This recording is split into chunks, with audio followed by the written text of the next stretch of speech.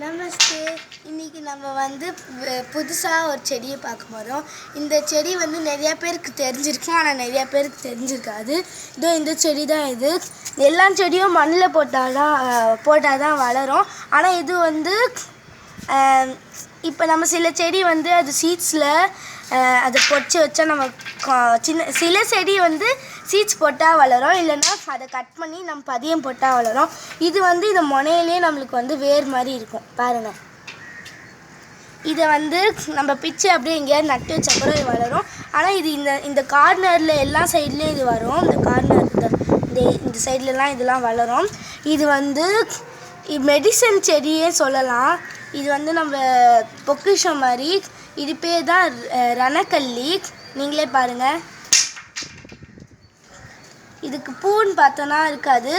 இது வந்து மெடிசன் செடின்னு சொன்னேன். எதுக்குன்னா இது கிட்னி ஸ்டோனை வந்து இதை சாப்பிட்டா கிட்னி ஸ்டோன் இருக்கவங்களுக்கு சரியாகும்.